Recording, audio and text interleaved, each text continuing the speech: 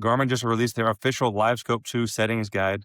I sat down with Hugh from Fish Finder Coach, a LiveScope expert, in order to go over this in detail because there's actually a few settings in here, like auto range, TVG, ghost reject, and a few others, that he actually slightly disagrees with Garmin's official recommendations on. This is a clip from our longer LiveScope 2 reaction. Let's get to it. Now we can kind of roll through some of these settings, and you're going to see a lot of the features are stuff that you're used to. So we've got our gain right up on top. A lot of times we'll kind of run that on like an auto medium or an auto low. Or you can run it according to your transducer, according to the Fish Finder Coach PDF settings guide. Little Gotta plug for you there. Gotta plug it. And then also depth range. Typically we're going to run that depth range in auto, but sometimes it's nice to be able to go in and actually select that depth range that you want to run it in. For today, however, we are just going to run that in auto. I don't think you would suggest that, would you, Hugh? No, I'm not. If you guys have been listening to the Fish Finder FAQs top 10 mistakes, this is something that I don't like to do. Obviously, if you're changing, depths just like crazy all the time, you can put in auto. But yeah, definitely check out our Fish Finder FAQs and talking about why I don't like leaving my forward and depth ranges in auto. So sorry, on that last point, so he has his forward range at 48 feet. What do you suggest setting your forward range up at? My forward range, I'm going to completely change, depending on the type of fishing that we're doing. This is a best on tour. This is kind of more of a bass fishing podcast or bass fishing newsletter. And, I'm going to typically say like, we're going to go between about 70 and 110 feet for forward range. And now if you have like a smaller screen, like let's say a Garmin 93 SV, I'm going to say let's keep it on the lower end of that range just because you don't have as many pixels. It's not going to be as clear as you get into the, 10, 12, 16. I'm going to start going to the upper end of that range. I don't like going further than I can cast most of the time. So like 120 would be like my max. I will use it, if I'm looking for brush piles or I'm looking for suspended fish, just like we were kind of talking about a second ago. I will sometimes put it out 170 feet just to look real quick, see something far away, move closer to it. And as I'm moving closer to it, I'll put my range back down. But I leave mine on 100 feet forward, and I have a 86-16. Details are going to be found when you're looking at a LiveScope transducer. So appearance, color scheme. Now, this is one of those things, everybody has their favorite color scheme. There's a lot of different options in here, from rusted steel to the amber, which is kind of that stock color. I like the black emerald. A lot of people, can go through and just find what color scheme really works for you. And on bright sunny days or cloudy days, you may find something works better for you or not. Do you have a preferred color scheme, or is it personal preference? It's a little bit of a personal preference, but I like kind of having a couple rules for me, which is going to be, I like those kind of single color schemes, like what he's got on the screen now, black emerald, which is just going to be green. I like amber. The color I actually run right now, I like orange crawfish. I think it just looks cool, to be honest. Kind of follows that same rule, but you can do whatever works for you. If you're in a little bit cleaner water, you can get away with running those multicolored color palettes, especially that blue background color. Some people really like that. I don't recommend that if you're in dirty water. I'm really just care about how much background clutter is going to be showing up on the screen. So yeah, rusted steel or that blue. I think it's honestly just called blue in the color scheme. Some people like that. That's going to be the best for like really high sun, super hard to see. I will turn it to that sometimes. But I like kind of maintaining, I'm all about consistency. I've been leaving mine on orange crawfish for, honestly, like a year now. Days or cloudy days, you may find something works better for you or not. And then color gain. This is kind of a cool feature too. So this is going to help stuff kind of stand out a little bit better. So as we bring that color gain up, you can kind of see the targets are going to get a little bit highlighted, a little bit brighter, stand out more. A lot of times we want to just run that on default. What I have noticed with LiveScope 2, however, with both of the transducers, running that color gain lower than what we used to seems to be kind of a key that I've found with LiveScope 2. So that'll be interesting to see once you get your hands on 2 if you change your color gain setting recommendations versus your current settings guides. Yeah. Right now, my current settings guides, I'm recommending running it pretty high. and be pretty interesting. Like you said, he was running it on default.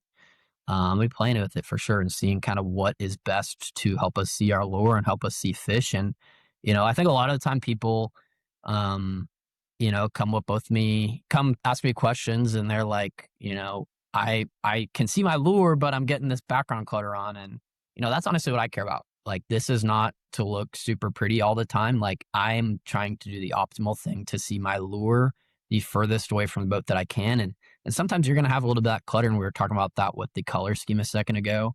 Be interesting to see. Kind of, I like running my color gain hot. I think most people do. We're just going to see, I guess. And then, we've got our reject. So these are kind of our filters, right? So we've got noise reject, we've got ghost reject, and we've got TVG. All of those are just kind of filters that are helping filter out clutter, filter out noise. Now the LiveScope 2 does a really, really good job of doing that already, but you can go ahead if you're getting some noise, we can run that on like medium. We could bring that all the way up to high if we wanted. And, you can kind of just go through and choose. You see what I was doing there? It was like it's kind of jumping around, going back and forth. That was kind of crazy looking. Surely that wasn't on purpose. What noise reject you want. Sometimes the lower you run it is going to be the better that your picture will be.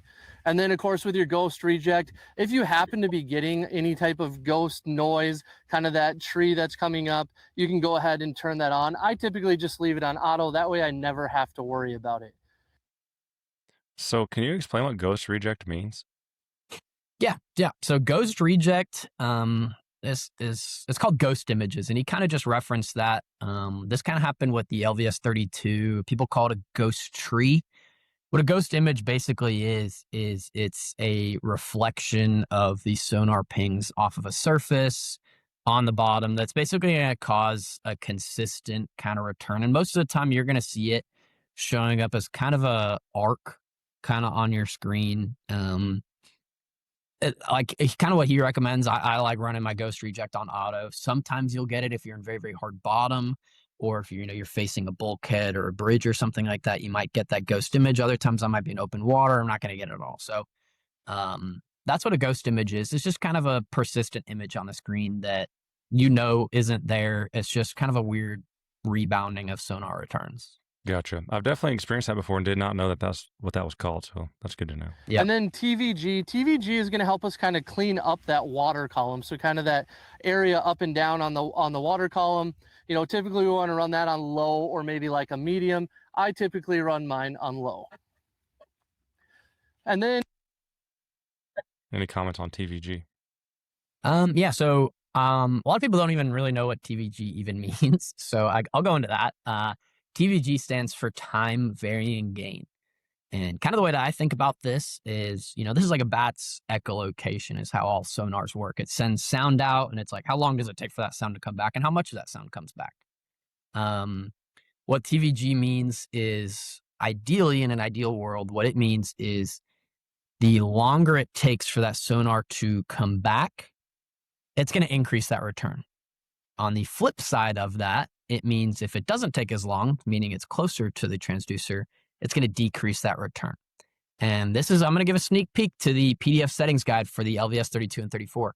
I am always running this on off.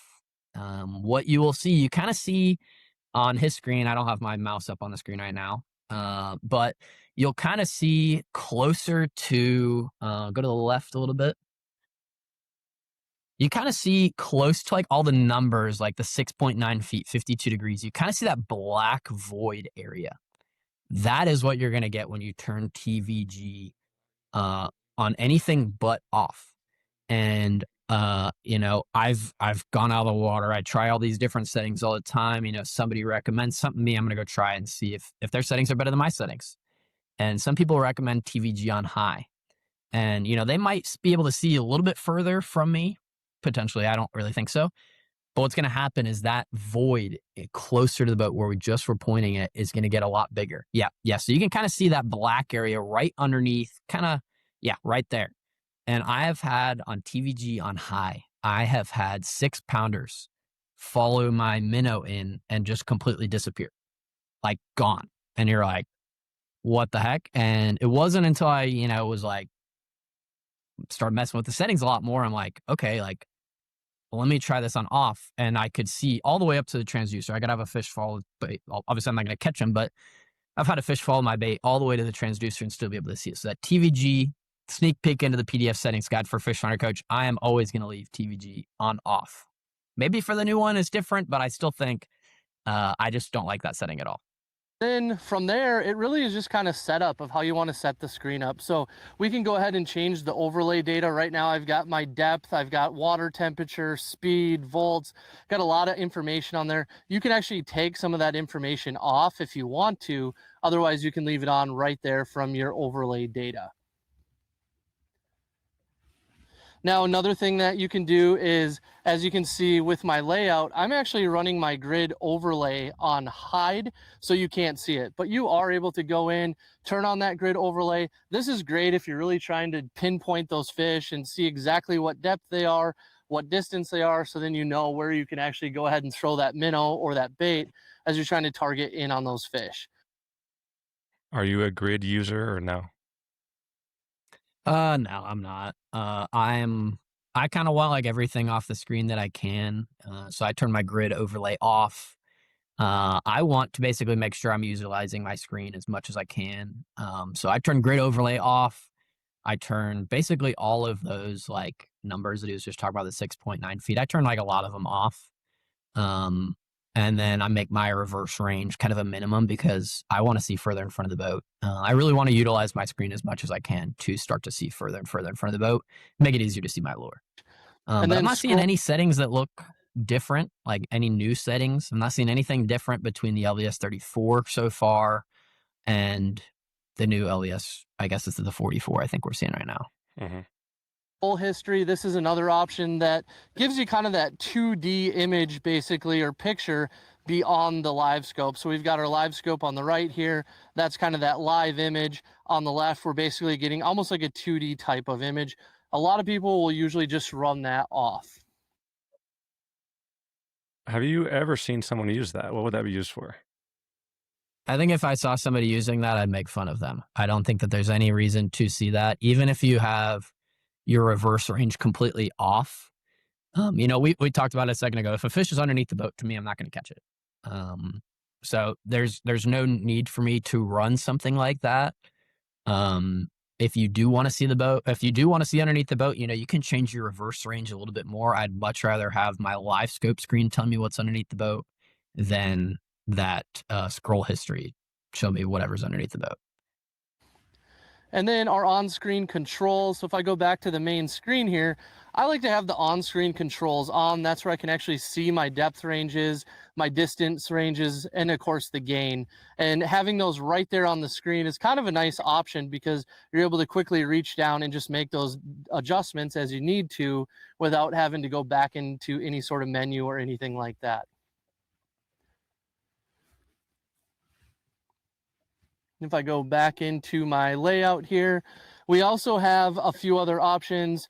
We can kind of compress that range. So if I go ahead and click on that, you can see how it kind of brings that back range in a little bit tighter. That way we're not seeing out at quite as far distance as we would normally behind us, just because these transducers have such a wide cone angle with that 165-degree cone angle. Can you explain what he was just talking about? I don't know if I really follow. Yeah, I don't think that he explained it, what compressed range actually is. That the way he explained it is not what compressed range to me means. Compressed range is basically going to be what it's going to do is it's kind of going to change the spacing. So you can see actually on the screen right now, he's got the grid overlay showing up, and all those are perfect rectangles. What compressed range will do is it's going to keep the picture looking the same very close to the boat. You're going to see those perfect rectangles. And as you get further and further from the boat, it's going to start making those rectangles or the spacing a little bit more narrow. So you're able to still see as far, but still maintain the clarity up really close. So I don't know if he explained compressed range really well right there. But that's kind of what it is. You're going to be able to still see far, but still get that clarity up really close. So one more and it's time, going to work you a can little bit see better. here how you can see here how the rectangles change size, basically. Yeah. So you can kind of see. Yeah. Rewind it You so you can. can see the difference. Yeah. It's very tricky, and it's going to work a lot better on a further range than what he's got, like 35 feet or something like that. Right. It's going to work a lot better as you start getting further and further away from those. You're going to start seeing those rectangles really change. But yeah, on the left side of the screen, you can kind of see, they kind of looking more squarish. And as you start getting further right on the screen, the grid overlay rectangles are starting to get a little bit more narrow once he starts to turn that on.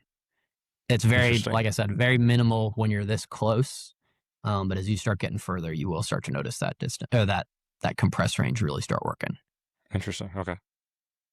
On that, you can see how it kind of brings that back range would normally behind us, just because these transducers have such a wide cone angle with that 165-degree cone angle. Another setting that we have on here that's going to be similar to a setting we've had in the past is under that sonar setup, and we go into appearance. We're going to have something called color limit. So we've got the color limit here. It's going to come kind of set down at 0%. We can bring that color limit up, and as you bring it up, it just kind of gives you a little bit more matte or cleaner finish basically on that image.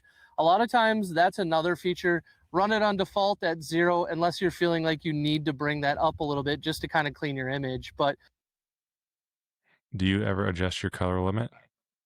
No, so I do know some other guides here in Texas will mess with it. Like, I look at their LiveScope images on their social media posts and I see them messing with it. For me, I feel like I don't get as great of clarity. Like, I feel like I think you get a little bit more clean or crisp images when you're looking at fish, but I do feel like it takes out some detail, not some detail, some information. So I tend to leave this actually on 0 for the most part, or keeping it very minimal. I don't really like how it looks when it's running a little bit higher. I do feel like you start to get more of an active target image look as you run your color limit a little bit higher, and that's what you're used to. And you're coming over to the LVS 44. Definitely mess with the color limit and increase it a little bit, and you're gonna actually kind of still see a lot of the same picture.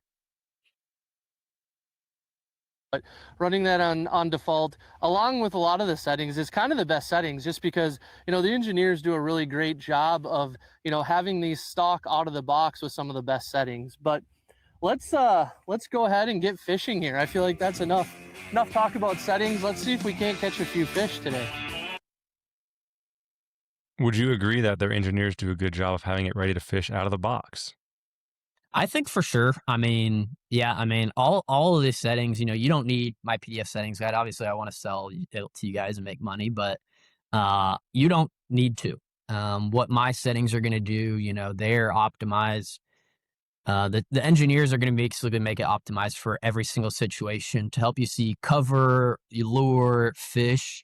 And that might not be like, they're not the actual user of the product. And I think, especially for something with LiveScope, we want to push the equipment to the limit to start to see our lure the best. That's what I care about. I need to see my lure and the fish as far away from those as I can.